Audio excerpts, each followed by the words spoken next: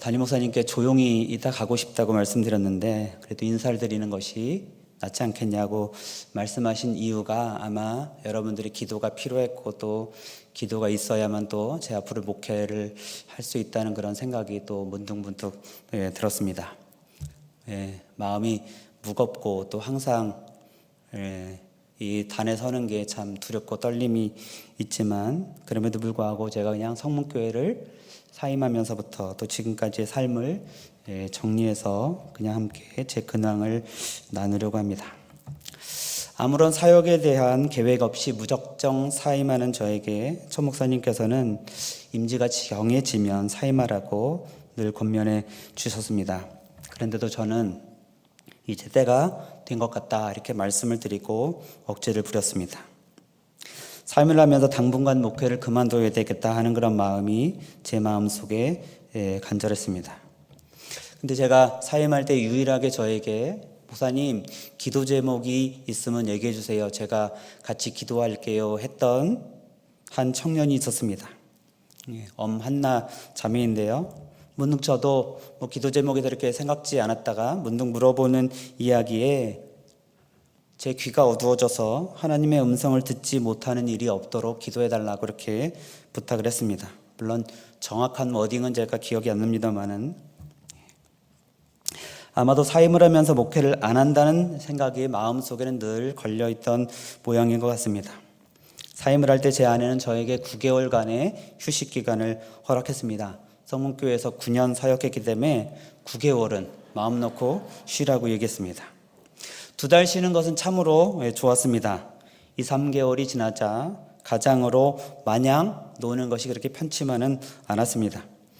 사임 전에 신청했던 사회복지사 사회복 강의를 들으면서 또 대형 면허와 또 2, 3일 가서 강의 들으면 자격증 준다고 해서 또 3톤 미만의 지게차 자격증, 친구는 장애인 콜택시를 권유해서 또 서울 택시, 경기 택시, 택시 면허 막연한 것에 대해서 두려움이 있었기 때문에 제가 그냥 할 수 있는 것은 다 했습니다. 가장 따고 싶은 것은 컴퓨터 자격증이었었는데 이론은 붙었는데 실기는 자신 있게 가다가 제가 떨어졌어요. 제가 쉬면서 아내에게 용돈까지 달랠 수는 없었기 때문에 뭐라도 해야겠다는 그런 마음에 알바를 찾았는데 사회 경력이 없던 저에게 할 수 있는 일이라고는 없더라고요. 목회 빼고 잘할 것 같은 그런 생각에 그만뒀지만 저에게 약간의 좌절감도 찾아왔습니다. 알바를 구한다고 해서 문자를 보내면 답이 없거나 연락이 오면 나이가 많다는 이유로 혹은 집이 멀다는 이유로 거절을 당했습니다. 혹 성도들이 볼까 해서 성도들이 볼까 하는 그런 마음에 좀 거리가 먼 곳만 지원했기 때문임도 있었습니다. 설상가상으로 아내도 코로나로 인해서 다니던 어린이집을 그만두게 되고 학원 교사를 했는데 역시나 코로나 여파가 학원까지 미치게 되어서 둘 다 실업자가 되는 일도 있었습니다. 그러다가 주말 저녁 알바를 편의점에서 시작하게 되었습니다. 이력서를 들고 갔더니 편의점 사장님은 제가 남자라서 나이가 많아서 차가 있어서 결혼을 한 사람이라 마음에 든다고 했습니다. 다른 사람들은 다 이것이 문제가 되어서 안 뽑았는데 이 사장님은 어찌된 일인지 그게 마음에 든다는 거예요. 알고 보니까 12시 마감까지 해야 되는 점포였기 때문에 여자가 하면 위험해서 남자가 좋다고 이야기를 하더라고요. 하루에 7시간 주말 알바를 열심히 배우고 열심히 했습니다. 사장님과 점장님은 저를 볼 때마다 좀 앉아서 쉬라고, 이 조그만 점포에 할 일도 없는데 왜 그렇게 서서 돌아다니냐고. 주중에 간혹 다른 근무자가 못 나올 때는 택배 분류를 하고 또 냉동 창고에 피킹도 간간히 했습니다. 언제까지 이렇게 살 수는 없어서 직장을 구하자는 마음이 들었는데 마땅한 것을 찾기가 참 어렵더라고요. 그러다 편의점을 배송하는 분과 이야기를 하다가 편의점 배송은 주일에 쉰다는 이야기를 듣고 그 일을 하기로 마음먹었습니다. 경력이 없는 제가 누구든 할 수 있는 일 외에 주일에 쉬는 일을 찾아서 하기란 참 쉽지 않았습니다. 때마침 센터 조장과 함께 매장이 늘어나기 때문에 몇 명의 기사를 더 뽑는다는 이야기를 들었습니다. 퇴직금을 받은 것으로 2.5톤 차를 알아보고 물류회사에 연락을 했습니다.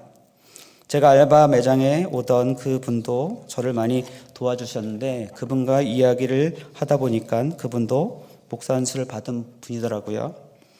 그분은 목사 안수를 받았지만 목회를 안 하고 사업을 시작했는데 코로나로 인해서 사업을 안 되면서 빚을 많이 지게 되고 그래서 배송 일을 시작했다고 했습니다.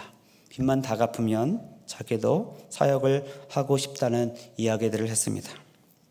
그렇게 배송을 시작했는데 생각보다는 쉽지 않았습니다. 힘쓴 일을 하지 않았던 터라 손목은 아파서 손목 보호대를 하지 않으면 물건을 들을 수 없을 정도가 되었습니다. 식사 시간에 여유도 없어서 차 안에서 김밥과 햄버거로 때우기가 일쑤였습니다. 밤 10시에서 12시 사이에 집에 돌아오면 밥도 싫고 매일 고기와 과일만 먹고 자는 일이 반복되었습니다. 일을 시작하고 3개월이 지나자 발이 붓고 아파오기 시작했습니다.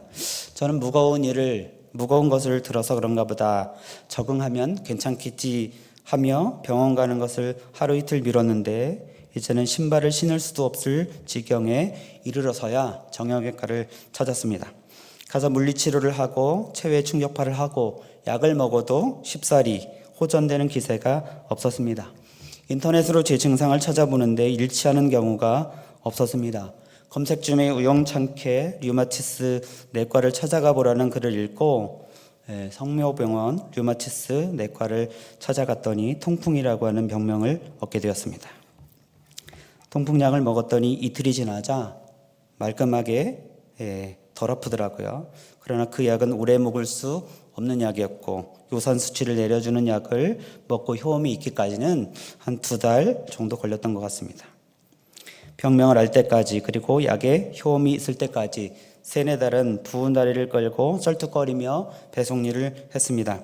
그런 가운데 저를 위해서 기도해 주시는 분들과 걱정해 주는 분들은 언제까지 그 일을 할 거냐, 아픈데 그만두고 하나님의 사역을 찾아보라, 이런 권면들을 많이 받았습니다.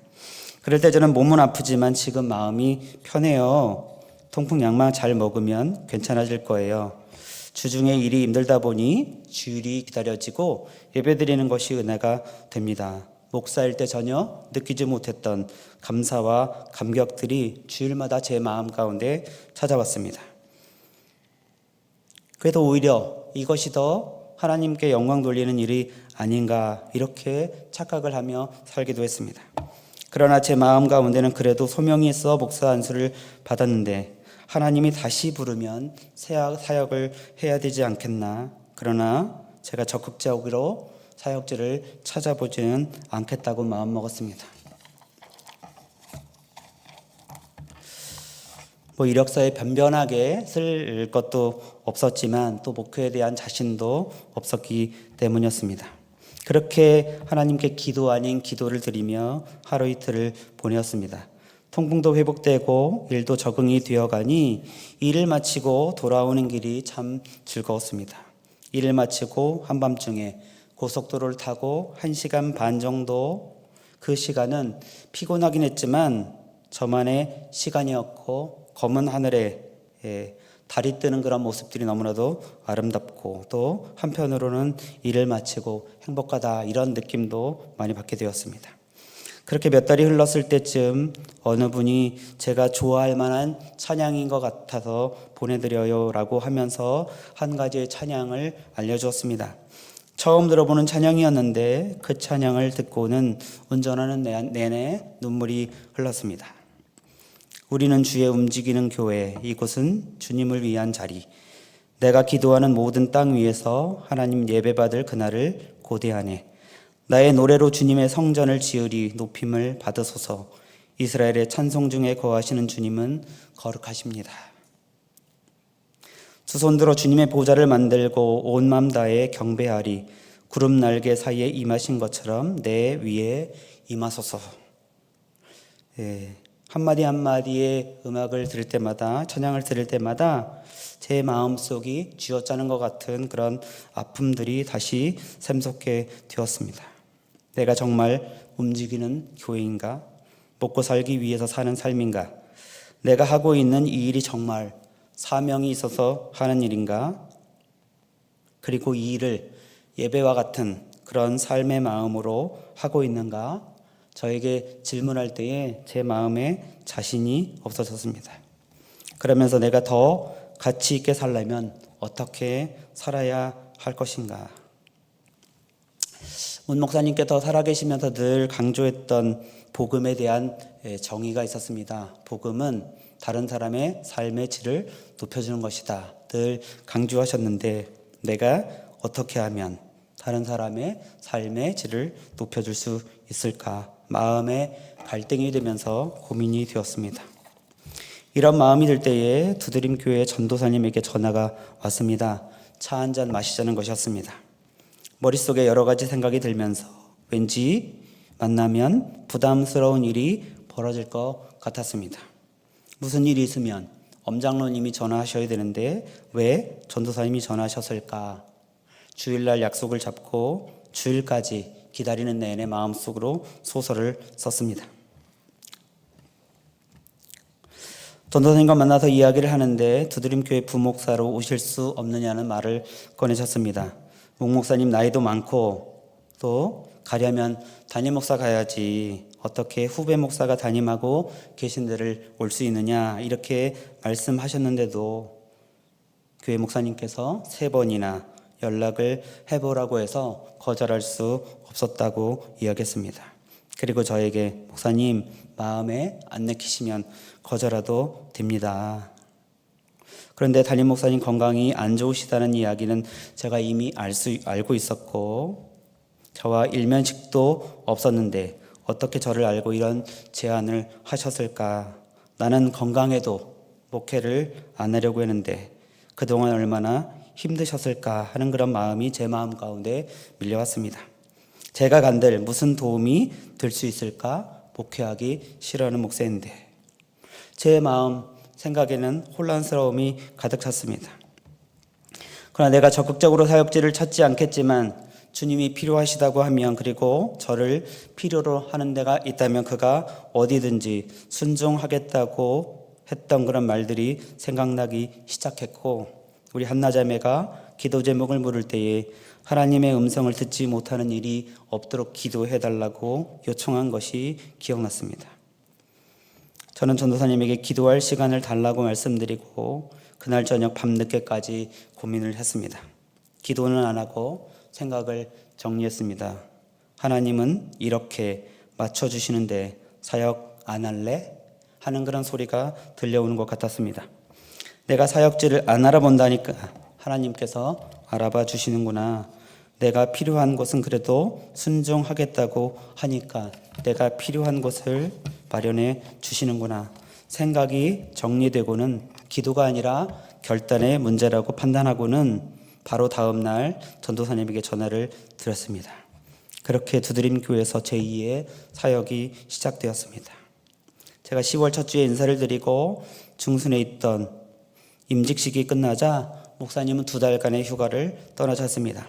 그리고 다음해 봄에 목사님은 수술을 하시고 또 3달간의 휴가를 떠나셨습니다. 그리고 몇 달이 지나자 또 3달의 휴가를 떠나셨습니다. 제가 제일 부담스러웠던 것이 설교였고 이 설교에 대한 스트레스 때문에 목회를 안 하려고 했는데 하나님은 설교 훈련을 고의적으로 시키는 것 같은 그런 느낌이 들었습니다. 하나님이 나를 어떻게 하시려고 이렇게 하시는가? 참 내 설교 듣고 계신 분들 참 불쌍하다. 두드림교회 권사님들이 입버릇처럼 목목사님은 딱 시골교회 목사님감이야 이런 이야기를 많이 하셨습니다. 그럴 때마다 저는 열내면서 저도 도시교회 목회 할 수 있다고 농담으로 받아치며 웃기도 했습니다. 그렇게 1년쯤 되었을 때에 강용진 목사님께 전화가 왔습니다. 딱 추석 연휴 기간이었었는데요. 장인 어른께서 은퇴하시는데 담임 목사 청빙한다고. 저는 강 목사님께 내가 어떤 마음의 사임을 하고 어떤 마음으로 살고 있는지 알고 있지 않느냐 이렇게 이야기를 했더니 강 목사님께서는 자꾸 기도해보라 이야기했습니다. 그리고 유학 가기 전에 장인 목사님 한번 뵙자는 것이었습니다. 강 목사님이 유학 떠나기 전 무거운 마음으로 삼북교회 목사님을 배웠습니다. 한 교회에서 42년 동안 신실하게 목회하신 분이었습니다. 42년의 숫자를 듣자마자 저는 기겁을 했습니다. 제가 은퇴할 때까지 목회를 해도 20년이 채 안 되는데 그 까마득한 세월이 눈에 보이지도 않는데 이분은 42년 동안 한 교회에서 목회를 하신 분이었습니다. 원로 목사 만장일치로 통과되신 분이었습니다. 이런 목사님이 계셨던 곳에 제가 어떻게 목회할 수 있을까? 목회하기 싫어서 도망갔던 제가 어떻게 그 자리를 메울 수 있을까? 어느 날 삼북교에서 편지가 한 장 날라왔습니다. 설교하러 오라는 것입니다. 2명의 후보가 올라왔는데 제 날짜를 알려주었습니다. 그리고 2번의 설교를 하고 투표를 하고 제가 가게 되었습니다. 사람들은 저마다 다 힘들고 어려운 일을 만납니다. 사람들은 그럴 때마다 오늘의 본문처럼 사무엘에게 왕을 요구합니다.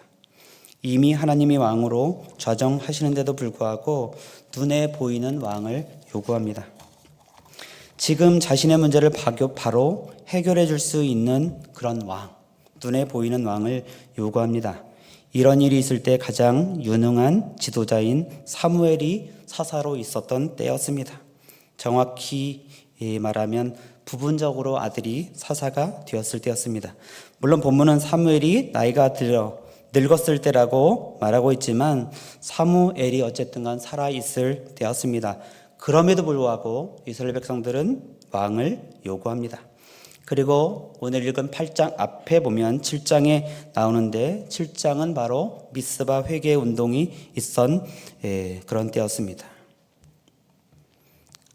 미스바 회개 운동은 이스라엘이 이방신을 버리고 하나님만을 섬기겠다고 하는 그런 회개 운동을 말합니다. 7장 4절에 보면 이에 이스라엘 자손이 바알들과 아스타롯을 제거하고 여호와만 섬기니라. 우상들을 버리고 여호와만을 섬기겠다던 6절에 보면 그들이 미스바에 모여 물을 길어 여호와 앞에 붓고 그날 종일 금식하고 거기에서 이르되 우리가 여호와께 범죄하였나이다 하니라. 사무엘이 미스바에서 이스라엘 자손을 다스리니라. 회개했던 운동이었습니다. 그리고 12절을 보면 여호와께서 여기까지 도우셨다고 해서 에벤 에셀이라고 하는 그런 돌까지 세웠습니다. 그런데 성경이 채 한 장이 넘어가기 전에 이들은 왕을 요구합니다. 인간은 그런 존재입니다. 하나님께서 사명 주셨다고 목회를 하다가도 언제든지 지가 하기 싫으면 안 하겠다고 돌아서며 이런저런 핑계를 대는 것이 바로 인간입니다. 금방 하나님을 경외하고 하나님께 회개하면서도 돌아서서 눈살 찌푸리고 또 옆사람과 싸우는 것이 인간입니다. 그런데 더 이상한 것은 이스라엘의 왕을 요구할 때에 하나님은 그 요구를 들어주신다는 것입니다. 하나님이 어떤 마음에서 그랬을까? 물론 사무엘이 이는 나를 버렸다고 했을 때 하나님은 너를 버린 게 아니라 나를 버린 것이다 라고 말씀하시면서도 불구하고 하나님은 그 왕을 요구할 때에 왕을 뽑으라고 그렇게 허락을 해 주십니다. 물론 본문에 왜 그렇게 하는지 정확히는 알 수 없습니다. 그러나 본문과 유사한 패턴을 가지고 있는 탕자의 비유를 통해서 보면 우리는 하나님의 마음을 조금 이해할 수 있을 것 같습니다. 탕자의 비유에서 둘째 아들이 재산을 요구하자 아버지는 그 요구를 다 들어줍니다. 아버지가 왜 요구를 들어주었는지 성경은 말하고 있지 않지만 아버지의 행동을 통해서 가늠해 볼 수 있습니다. 아버지는 아들을 떠나보내고 돌아오기를 기다리고 있었습니다. 그리고 아들이 돌아오면 입힐 옷과 신길 신과 또 손가락에 끼울 가락지를 준비해 두었습니다. 아버지는 아들을 보내주었지만 마음속으로 결코 포기하지 않았습니다. 돌아오길 원하시고 기다리고 계셨습니다. 저에게도 하나님은 그런 분이셨습니다. 기다리고 또 기다려 주셨습니다. 8절을 눈으로 같이 한번 한 목소리로 같이 한번 8절을 한번 읽어보겠습니다. 시작. 내가 그들을 애굽에서 인도하였는 날부터 오늘까지 그들이 모든 행사로 나를 버리고 다른 신들을 섬김같이 내게도 그리하는도다. 여기서 나를 버리고의 버리다라고 하는 단어는 떠나다 혹은 배반하다라는 그런 뜻을 가지고 있습니다. 하나님은 늘 인간에게 배신을 당하고 배반을 당하시면서도 인간을 사랑하시고 인간의 요구를 들어주시며 그것을 깨우치고 돌아오시기를 기다리시는 하나님이심을 오늘 본문에서 말씀하고 있습니다. 목회하지 않겠다고 떠났던 저를 하나님은 기다려주시고 거기에 맞는 사역지를 주심으로 다시 시작하게 하셨습니다. 물론 작은 교회이고 시골에 있는 교회입니다. 부족한 사람을 훈련시키시고 아직도 저는 늘 부족하다고 생각을 하고 있는데 저를 또 새로운 사역지로 보내십니다.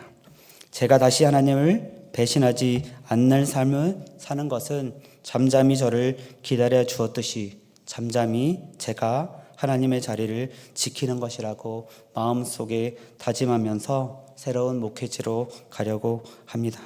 눈에 보이는 왕이 아닌 늘 제 곁에서 저를 기다려 주시고 응원해 주시고 사랑해 주시고 참으시는 그 하나님의 뜻을 따라 가려고 마음 먹었습니다. 어쩌면 제 얘기가 어떤 분에게는 또 위로로, 어떤 분에게는 용기로, 또 어떤 분에게는 목사도 똑같구나 뭐 이런 생각을 아마 하실 거라고 생각이 되어집니다. 인간이 먹고 사는 문제 앞에서는 참